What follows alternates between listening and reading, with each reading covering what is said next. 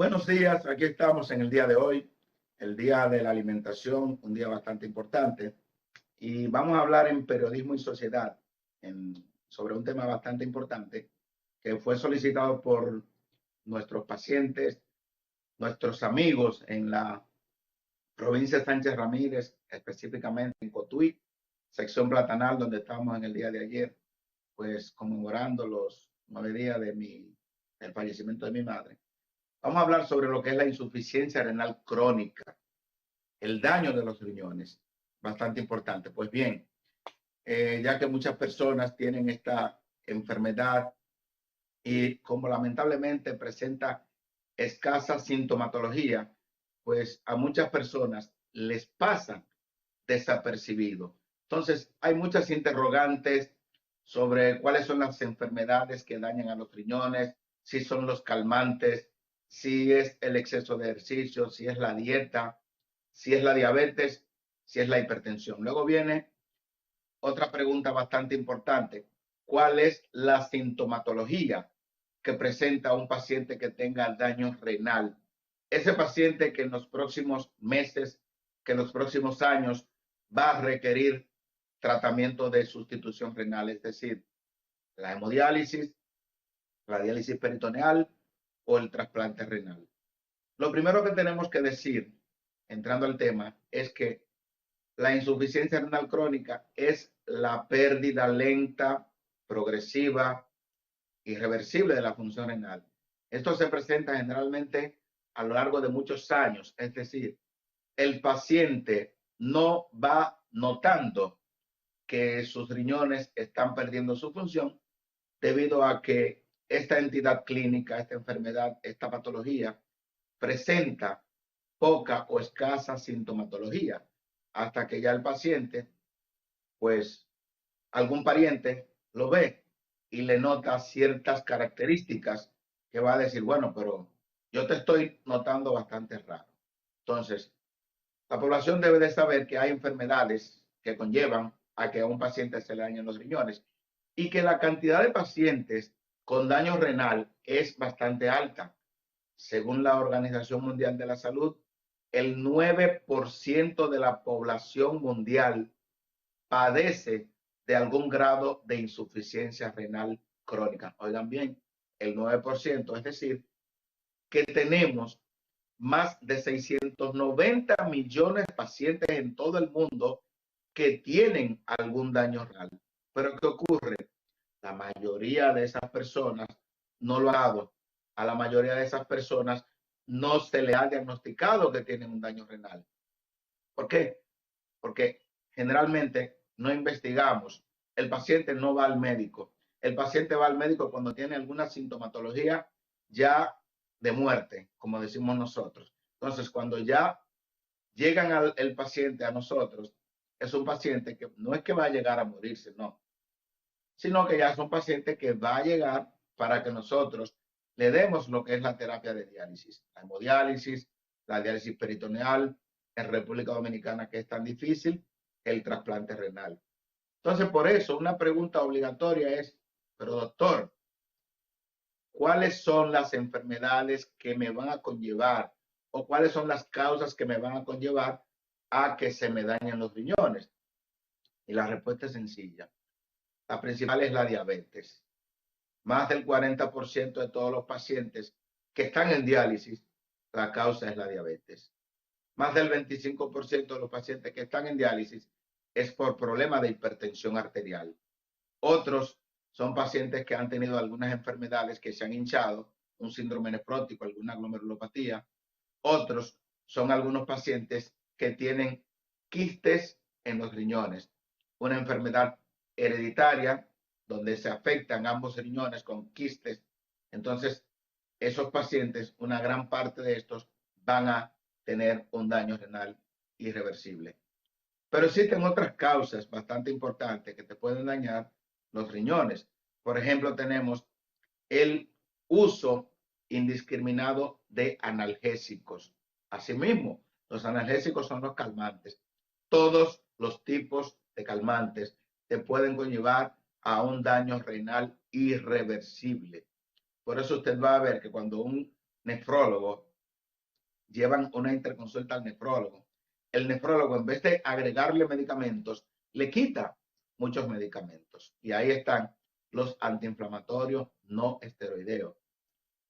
En la década de los 80, el 20% de todos los pacientes que caían a diálisis era por problema de calmantes, uso de analgésicos.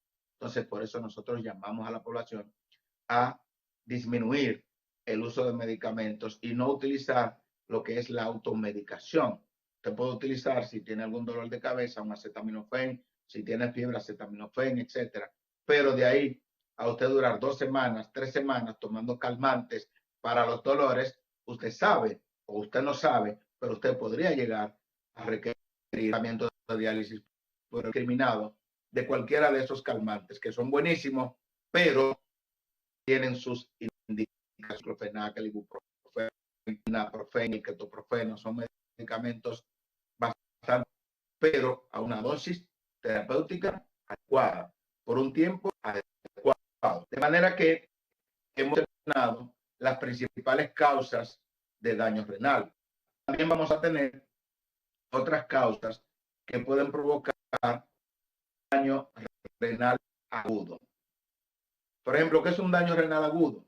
Es este paciente que se le presenta una insuficiencia renal de manera abrupta, pero que puede ser reversible. Es decir, el paciente puede recuperarse. Hemos tenido casos de pacientes que han tenido, por ejemplo, exceso de ejercicios. Luego de hacer ejercicios extremos, ese paciente 2 o 3 días después comienza a usar calmantes por el hecho de que cuando usted no está acostumbrado a hacer ejercicio, tiene dolores musculares, usa calmantes, entonces se le ha provocado una nefropatía combinada por el uso de ejercicio, destrucción muscular, más el uso de calmantes. Esos pacientes han tenido que ser llevados a diálisis. Hemos tenido casos de pacientes por infecciones, por ejemplo, una leptospirosis, que es una infección por una espiroqueta transmitida por el ratón. Entonces el paciente ha hecho lo que se llama el denominado síndrome de Weill, que es una insuficiencia renal aguda y daño del hígado. Esos pacientes los dializamos, pero si usted le da un tratamiento con tiempo, ese paciente puede recuperarse. Ahora bien, el tema que estamos tratando, insuficiencia renal crónica, ¿qué pasa? El paciente diabético, por ejemplo, el paciente hipertenso, que son los principales pacientes que vamos a ver, más del 70% de los pacientes que están en diálisis es o por la diabetes o por la hipertensión arterial. En estos pacientes, una diabetes mal controlada, una hipertensión mal controlada, no le va a dar a usted ninguna sintomatología clínica. Es decir, usted va a estar aparentemente normal durante 1 año, durante 5 años, durante 10 años o muchos más años. Ahora, ¿qué ocurre? Estas enfermedades que en la mayoría de los casos están juntas. El paciente dice, soy diabético, pero también soy hipertenso, doctor, porque eso es un matrimonio sin divorcio. Pues bien, ¿qué ocurre? Estas enfermedades le van dando bastante duro a los órganos vitales, como son al mismo corazón, a los vasos sanguíneos, pero también a los riñones. Por eso ustedes van a ver que muchos de los pacientes que son diabéticos e hipertensos, uno de los primeros problemas que tienen es el infarto cardíaco, infarto agudo al miocardio. El paciente le da un infarto, muchos se mueren, otros sobreviven. Otra de las complicaciones que va a tener el paciente es el infarto cerebral, o sea, la trombosis cerebral o el stroke, como le dicen los gringos. Entonces, ¿qué vamos a tener? A un paciente con ácido isquémico, a un paciente con infarto, y luego cuando lo llevan al médico, a la clínica, al hospital, etcétera, que le hacen los análisis pertinentes, se le hace una creatinina y vamos a encontrar que ese paciente tiene un aumento de la creatinina. En vez de tener una creatinina en valores normales de 0.6 a 1.2, ese paciente va a tener 2, 3 de creatinina. y le decimos, mire, usted tiene una insuficiencia renal crónica. Se detectó tarde, se detectó esa enfermedad en el hospital, en la clínica. Entonces, ese es el problema, que ya tenemos a un paciente con una enfermedad renal crónica que ha progresado. Entonces, de esa manera no nos gusta a nosotros que nos llegue el paciente. El paciente lo ideal es que nos llegue prácticamente sin ninguna sintomatología. Cuando el paciente nos llega asintomático, nosotros le hacemos la determinación de proteínas, albúmina, en orina de 24 horas. Le mandamos a hacer creatinina en orina de 24 horas. Y podemos detectar la enfermedad renal crónica 5, 10, 15 años antes de que el paciente requiera tratamiento dialítico. Y eso es muy bueno. ¿Por qué? Porque el hecho no es usted detectar la enfermedad a tiempo y ya mirar al paciente cómo cae en diálisis. No. El hecho es detectar la enfermedad, detectar la causa que está conllevando a que esos riñones se estén dañando y ponerle tratamiento. ¿Para qué? Para retrasar, para enlentecer y en muchos casos para evitar que usted dentro de 5 años, 10 años, 15 años, usted llegue a requerir tratamiento de reemplazo renal como es la hemodiálisis, la diálisis peritoneal o el trasplante. Ahora bien, ¿qué ocurre? Que ese paciente generalmente nunca nos llega. Nos llega ya cuando el paciente tiene la creatinina y la urea alta, como el caso que tenemos en la imagen ahí, un joven, y es para que ustedes vean, cualquier paciente puede tener insuficiencia renal crónica. No importa que tenga 5 años, que tenga 15, que tenga 10, 20, 25, que tenga 80 años.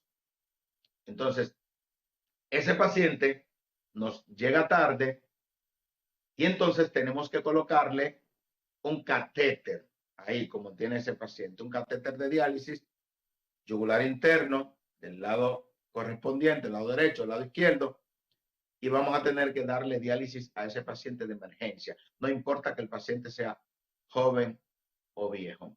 Ahora bien, cuando el paciente nos llega a tiempo, nosotros le damos un tratamiento, retrasamos la enfermedad. Y ya cuando el paciente requiera tratamiento de diálisis, ese paciente va a llegar en óptimas condiciones porque va a llegar preparado con una fístula arteriovenosa, no un catéter.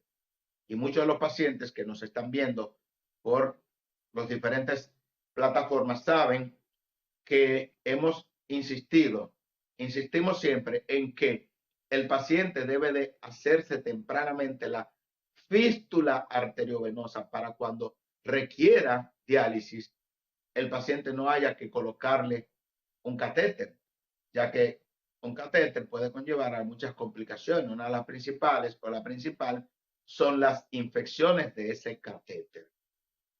Entonces, cuando el paciente nos llega en etapa temprana, pues, ¿qué hacemos nosotros?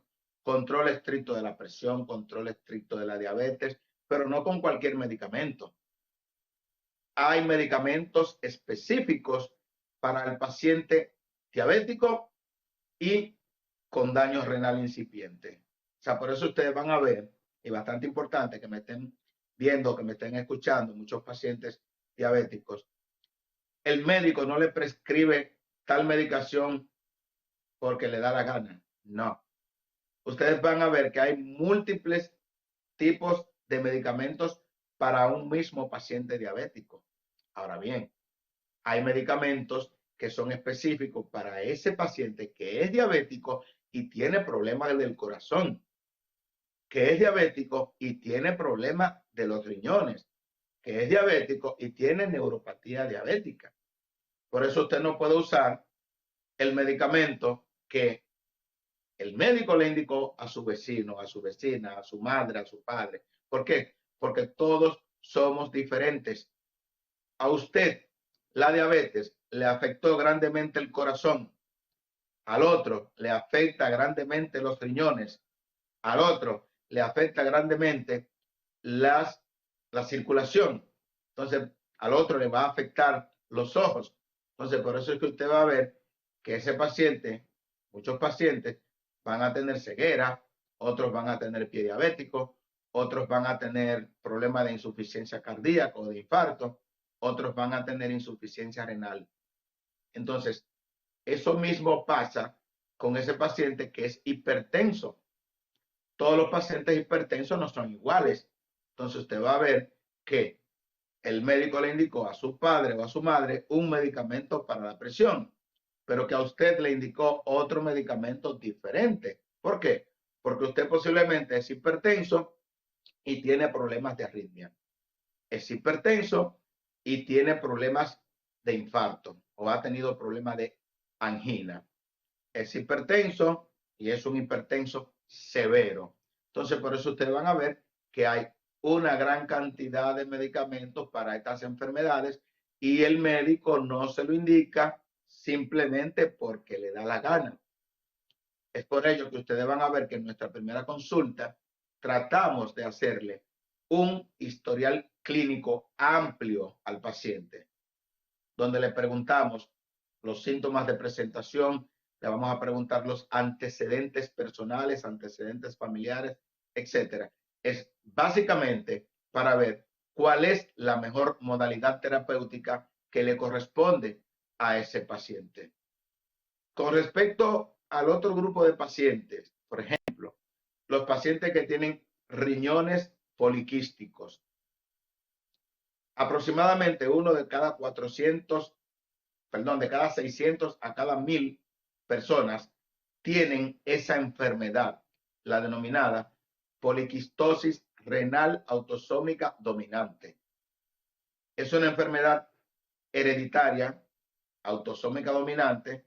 Bueno, el público no entiende eso, pero es importante que sepan es que si yo tengo la enfermedad, hay un 50% de posibilidades de que cada hijo mío tenga esa enfermedad. Entonces, esa enfermedad, la poliquistosis renal autosómica dominante, puede conllevar a que usted tenga una insuficiencia renal crónica. Entonces, en ese paciente nosotros vamos a evaluar, ¿es hipertenso? ¿Por qué empezó a ser hipertenso a los 20 años? ¿Cuáles medicamentos le vamos a poner para la presión? ¿Tiene o no albuminuria? Hay medicamentos que, atendiendo a si esos quistes están creciendo muy rápido, pues se le pueden dar esos medicamentos que son, dicho sea de paso, medicamentos de alto costo. Entonces, con eso nosotros podemos retrasar la progresión de insuficiencia renal crónica en ese paciente que tiene riñones poliquísticos. Ahora, es importante diferenciar la poliquistosis renal autosómica dominante a los denominados quistes simples renales, que son unos quistes que a usted le hacen una sonografía y salió con un quiste en un riñón. Es importante que nosotros veamos a ese paciente. Puede ser un quiste adquirido, pero el médico es que le va a decir si esa es una patología que no tiene ninguna relevancia clínica, le salió un quiste, bueno, se le da seguimiento. Generalmente el paciente que tiene un solo quiste no tiene ningún problema, pero deje que sea su médico nefrólogo que le diga, usted no tiene problema. Le hicimos una tomografía y salió que es un simple quiste renal y que se le hace una sonografía luego cada año para ver el crecimiento. Si ese quiste tiene crecimiento lento, no hay ningún tipo de problema. Con respecto a la otra enfermedad importante que conlleva insuficiencia renal crónica, que ustedes van a ver una gran cantidad de pacientes jóvenes que ya están en diálisis, son las enfermedades glomerulares o glomerulopatía. Ese paciente que tuvo un síndrome nefrótico, que se hinchó, pudo haber sido cuando era pequeño, o que ahora después de 20 años se hincha periódicamente, y que tiene una orina que el mismo paciente dice que está orinando con mucha espuma. O que ese joven, adulto joven, le dice que tiene una orina, perdón, color Coca-Cola. Entonces es un paciente que tiene que ser evaluado tempranamente por nefrología, porque es un paciente que posiblemente amerite que se le haga una biopsia renal para determinar el tipo de enfermedad glomerular que tiene. Porque muchas de esas enfermedades, glomerulonefritis por IgA, glomerulonefritis lúpica, focal y segmentaria, membranosa, etcétera, puede conllevar a que usted tenga una insuficiencia renal aguda. Otro de los casos, las piedras en los riñones, señores. O sea, ustedes ven, hay muchas causas. O sea, que el riñón o los riñones están constantemente bombardeados por muchas enfermedades. Entonces tenemos una bastante importante que es relativamente frecuente en nuestro país. Un país cálido, un país muy caluroso, un país donde a pesar de que somos isleños, tomamos poca agua y consumimos mucha sal, que es el caldo de cultivo adecuado para tener piedras en los riñones. Entonces, la litiasis renal o los cálculos renales son una de las principales causas de insuficiencia renal crónica en el mundo. Entonces, por eso es importante que si usted es esa persona que su médico le dijo que tiene un cálculo, señores, es importantísimo que usted vaya a su médico nefrólogo o a su médico urólogo también, porque vamos a determinar, si bien es cierto que el 90% de los cálculos o piedras en los riñones son clínicos, es decir, pues se eliminan de forma espontánea sin ningún tipo de problema, no menos cierto es que el otro 10% son cálculos que podrían ser quirúrgicos o podrían requerir de una terapia de litotricia que le compete al urólogo. Entonces, por eso nosotros, nos llega el paciente con el dolor lumbar, se le hizo la sonografía, se le hizo el examen de orina, vimos que tiene sangre en la orina, que hay un riñón que está dilatado, que tiene hidronefrosis, como le dicen a las personas, me dijeron que tengo agua en los riñones. Le hacemos una tomografía a ese paciente y vemos el tamaño de el cálculo o los cálculos. Entonces, claramente ya nosotros sabemos cuáles piedras pueden salir de forma espontánea ayudados con medicamentos y cuáles no. Entonces, por eso es que usted va a ver que a algunos nosotros le damos medicamentos y el principal medicamento es el agua y a otros lo enviamos rápidamente al urólogo. ¿Por qué? Porque si tenemos a un paciente que tiene un cálculo, por ejemplo, de 1 centímetro, 1.2 centímetros, que está en uréter y que está tapando la salida de la orina de ese riñón porque está en el uréter, señores, no pierdan tiempo con eso. Ese paciente amerita una intervención de emergencia por parte del urólogo, sin pérdida de tiempo. ¿Por qué? Porque en la medida en que un cálculo, en que una piedra tarda horas, tarda días.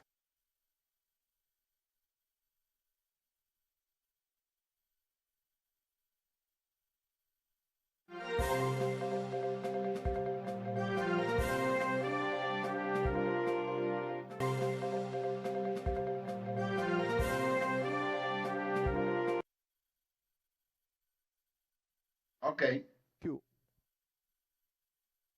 Bien, estamos hablando de las principales causas de insuficiencia renal crónica y antes de tener problemas con la comunicación, hablábamos sobre la litiasis renal o cálculos renales, que son las denominadas piedras en los riñones.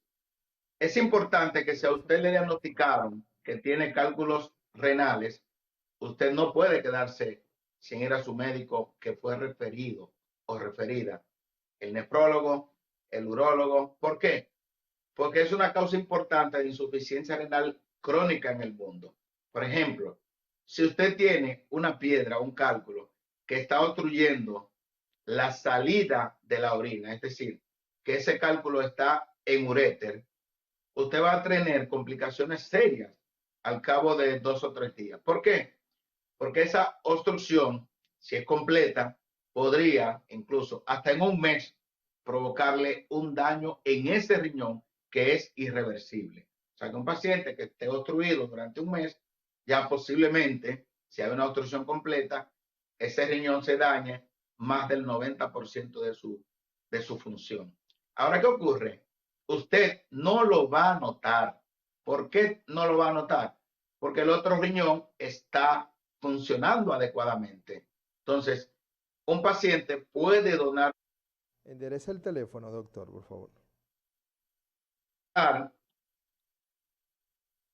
Ahí está derecho. Siga hablando, no se preocupe. Usted puede tener un daño renal importante en un solo riñón y no notarlo. Entonces, por eso es bastante importante que usted acuda a su nefrólogo tempranamente. ¿Por qué? Porque ese médico le va a decir a usted si usted tiene problemas importantes de ese riñón o no. Por eso le exhortamos siempre a la población que si le han diagnosticado que tiene una litiasis, que tiene un cálculo renal, debe de acudir tempranamente a su nefrólogo o a su urólogo. Con respecto a las principales manifestaciones clínicas que va a presentar ese paciente que tiene insuficiencia renal crónica, ya dijimos que tempranamente el paciente no va a presentar ninguna sintomatología. O sea, el paciente, la insuficiencia renal crónica tiene 5 etapas, pero ustedes deben de saber que las etapas 1, 2, 3 cursan completamente sin ninguna sintomatología. El paciente dice, ay doctor, pero ¿cómo es posible que usted me diga que yo estoy ya en prediálisis? O sea, que pronto voy a llegar a diálisis si yo no me sentía nada. Eso sí pasa con frecuencia, porque el paciente no siente nada. Ahora, cuando el paciente entra a la etapa 4, que es la etapa de que pronto va a llegar a diálisis, porque la etapa 5 es cuando el paciente llega a diálisis, el paciente puede tener palidez de la piel, puede tener inapetencia, puede tener náusea, cansancio, fatiga. Entonces, ahí cuando se le hacen los análisis, el paciente va a tener un aumento de lo que es la urea, la creatinina, va a tener aumento del potasio, va a tener aumento del fósforo, una disminución del calcio, es el calcio disminuido bastante, una disminución de la hemoglobina, es decir, vamos a ver al paciente con anemia. Entonces, ya es un paciente que tiene lo que se llama una insuficiencia renal crónica en la etapa 4. ¿Se puede hacer mucho en esta etapa? Claro que sí, porque en la etapa 4 de la insuficiencia renal crónica, el paciente tiene muchas alteraciones a nivel de su cuerpo, pero hay muchos medicamentos que nosotros podemos administrar a ese paciente para todavía retrasar la progresión hacia un estadio final, que es el estadio 5. Ahora bien, tengo que hacer un paréntesis para hablar del estadio 5. Por el hecho de que el paciente llegó a requerir diálisis, eso no significa que se terminó la vida. No, no, no, no, no, no. Miren, aquí tenemos en esa imagen bastante importante cómo iniciamos el tratamiento de diálisis en un paciente, que es la diálisis. Mediante la diálisis conectamos al paciente en una máquina o un riñón artificial. Ese riñón artificial que lo conectamos mediante una fístula arteriovenosa, que es lo ideal. Por eso traemos 2 videos. Uno en el cual estamos dializando al paciente como este que está aquí en la imagen por una fístula arteriovenosa, que es lo ideal. Se le hace esa cirugía en el brazo izquierdo, preferiblemente meses antes de que el paciente requiera diálisis, porque recuérdense que si es una cirugía, tiene que cicatrizar adecuadamente para nosotros poder dializar a ese paciente por esa vía. Entonces, ese paciente lo vamos a dializar 3 veces por semana, no 2 veces, no una vez, sino 3 veces por semana durante 3 horas, 4 horas, 5 horas, y ese paciente va, terminada su diálisis, a irse a la casa o a trabajar, porque muchos de los pacientes que tenemos en diálisis, pues tienen una vida productiva, y por qué no, si tenemos a un paciente de 30 años, de 35 años, ¿por qué no puede trabajar? Entonces, ese paciente se va a su casa sin ningún tipo de problema, mientras espera el trasplante, porque muchos pacientes nos dicen, doctor, ¿y cuál es el objetivo de la diálisis si me voy a morir? No, falso, usted no se va a morir.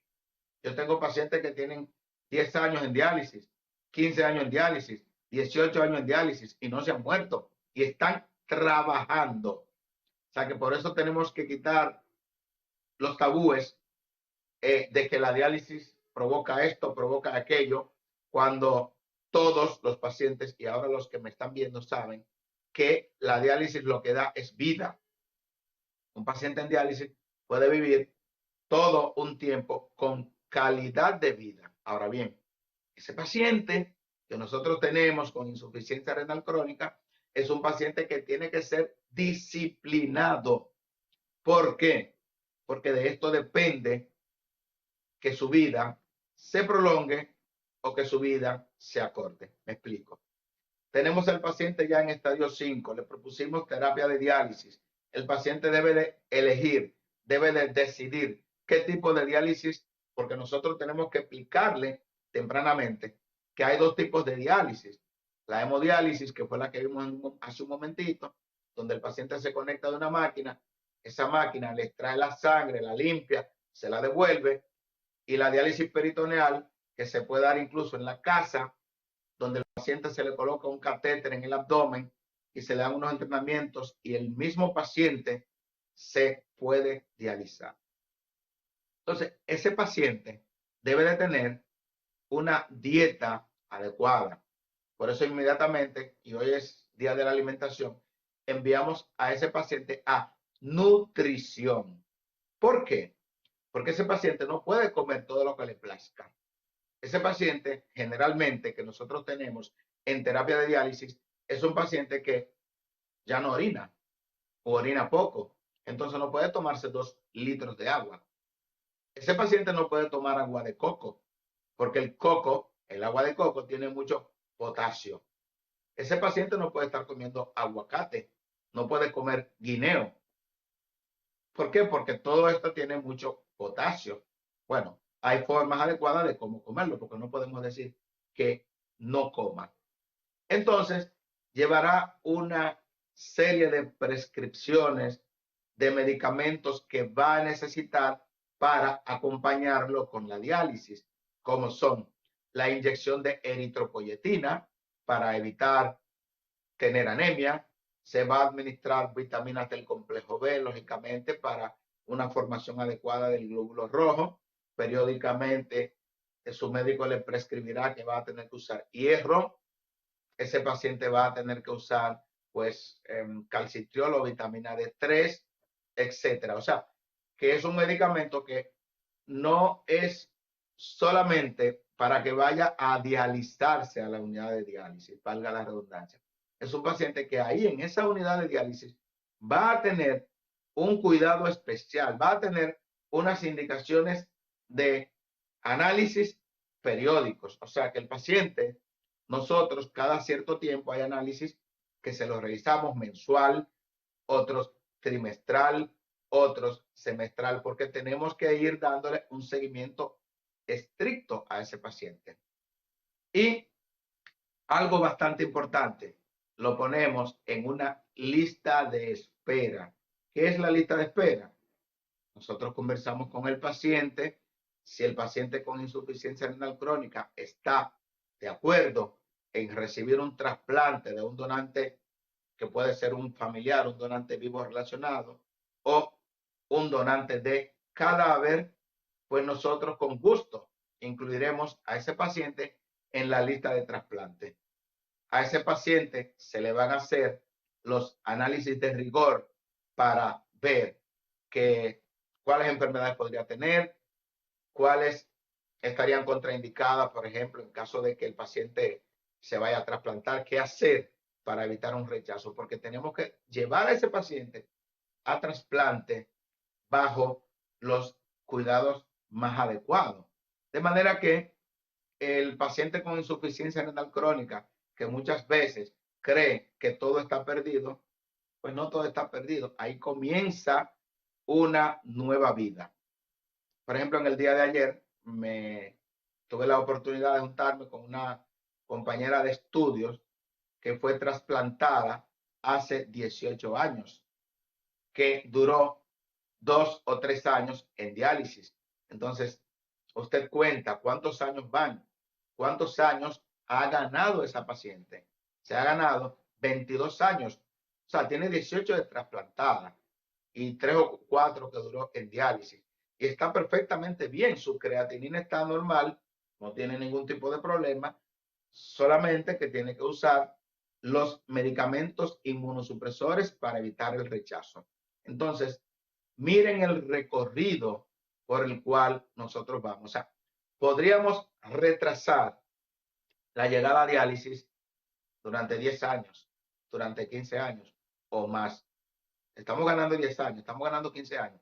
Pero después que el paciente ya tiene una insuficiencia renal crónica estadio 5, que está en diálisis, el paciente puede durar 5 años en diálisis, 10 años en diálisis, 15 años en diálisis. Pero ese paciente que tiene todo ese tiempo en diálisis puede luego ser trasplantado o inmediatamente llegó a diálisis y tiene un pariente que le done un riñón, puede ser trasplantado. Y ese trasplante le puede durar 10 años, 15 años, 20 años, 25 años, 30 años, el tiempo que sea, dependiendo del cuidado de ese paciente. De manera que, importante que todos aquellos que nos están viendo y que nos verán, porque vamos a reproducir este programa, les digo que tengan la esperanza que primero, lo primero, vamos a hacer el diagnóstico de insuficiencia renal crónica. ¿Cómo? El paciente que es diabético, el paciente que es hipertenso, el paciente que tiene riñones poliquísticos, el paciente que tiene lupus, el paciente que tiene epidemia en los riñones, acuda a su médico. Una vez que se le haga el diagnóstico de enfermedad renal crónica, usted tiene que darse seguimientos periódicos, tal y como se lo dice su médico. Si su médico le dijo cada 3 meses, vaya cada 3 meses. Si fue cada 6, vaya cada 6. Si no tiene nada, un chequeo anual. Si ya tiene una insuficiencia renal crónica, estadio 4, prepárese. Prepárese para diálisis. Ojo, no hay ningún tratamiento que un paciente estadio 4 que tenga 40 años evite que llegue al estadio 5, porque se supone que ese paciente no se va a morir a los 44 años, a los 45 años. Entonces hágase su fístula o opte por lo que es la diálisis peritoneal, o si algún pariente le va a donar un riñón, le va a donar, pues esa sería una buena opción. Y ya si está en estadio 5, pregúntele a su médico cuándo es la mejor oportunidad para llegar a recibir el tratamiento de diálisis.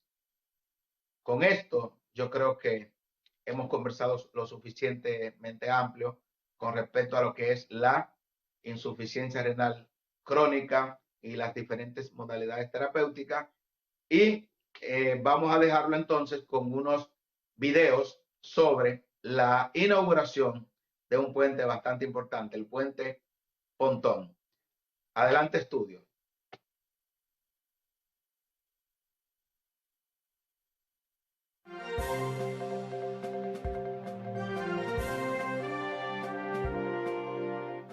Se amplió de 4 a 6 carriles para que conforme parte de un conjunto de realizaciones que ya no desde las 7S, sino desde la entrada de San Francisco hasta Santiago, llevemos a 6 carriles. Llevemos a 6 carriles en esta primera etapa de lo que representan los trabajos que venían venimos desarrollando en la autopista Duarte. Hoy estamos en este lugar para entregar una obra esperada, no solo por los veganos, sino por miles de personas que diariamente transitan por la autopista más importante del país, la autopista Duarte.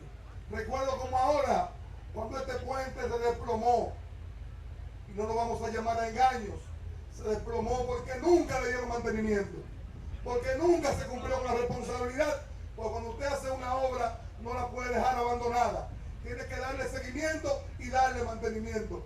Eso fue básicamente una razón por cual se desplomó este importante puente, esta vía troncal de la autopista Duarte. La ampliación de este tramo de la autopista desde la 7S hasta la zona franca y los dos puentes, pues gracias a ellos resolveremos un problema que se había convertido en tema de salud pública, pues todas las semanas ocurrían accidentes.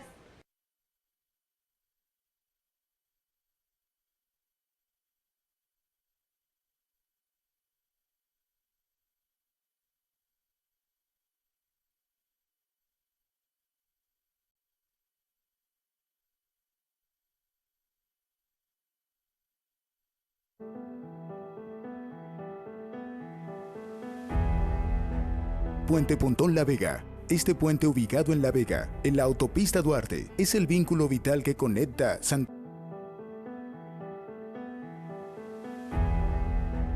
Puente Pontón La Vega. Este puente ubicado en La Vega, en la autopista Duarte, es el vínculo vital que conecta Santo Domingo con Santiago. Pero con el tiempo su deterioro se volvió evidente y la seguridad de los viajeros estaba en peligro. Tras el paso del huracán Fiona en el año 2022, hizo que el puente colapsara.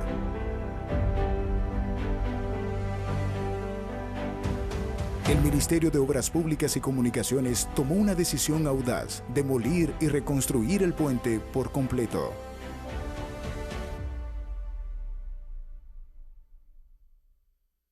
Por disposición de nuestro excelentísimo señor presidente Luis Rodolfo Abinader Corona y de nuestro ministro, el ingeniero Delín Ascensión Burgos, estamos hoy dando la solución final a lo que es el puente en el tramo Pontón de la autopista Duarte. Hace un año tuvimos colapso de la estructura vieja y hemos diseñado una nueva estructura con los estándares de calidad que se merece esta vía. Esta estructura cuenta desde su fundación con más de 100 pilotes vaciados en sitio. Estamos trabajando con estándares de calidad en el asfaltado que vienen a dar la solución final a la problemática que teníamos. JM LAS ha ejecutado una obra con todos los pormenores de la ingeniería moderna. Un puente de unos 50 metros de longitud, con 6 carriles, 3 a ambos lados y sus respectivos paseos. Mirando el puente que a través de nuestro señor presidente de la República nos ha resuelto un gran problema a nuestra comunidad, porque en nuestra comunidad el tránsito es demasiado fuerte y ahora con esta construcción de este moderno puente va a disminuir un poco, porque ya le van a dar paso a los vehículos por la autopista Duarte del puente que colapsó. Nosotros tenemos la responsabilidad, por instrucciones del Ministerio de Obra Pública, de convertir la autopista Duarte en la vía más segura que tiene el país. Hemos construido los muros New Jersey en los laterales del puente, sustituyendo sus barandas existentes, también barandas metálicas en los laterales del puente, y en la calzada hemos pintado con pintura termoplástica y en la inclusión de ojitos de gato. También aportando a lo que es la ciudad de La Vega, una ciudad carnavalesca, culta y olímpica, hemos incluido el arte de La Vega con 2 preciosos murales que aportan a la fauna y a la flora de dicha provincia. Yo me siento agradecido de nuestro señor presidente por la acción rápida que han construido este puente moderno. Cada elemento es crucial para la seguridad y comodidad de todos los que cruzarán este puente. Hoy La Vega y la República Dominicana celebran la reapertura de un puente que une comunidades y fortalece nuestras conexiones. En el gobierno de Luis Abinader, la autopista Duarte está cambiando. Un nuevo comienzo, una nueva era de innovación y seguridad. Bienvenidos al renovado Puente de La Vega.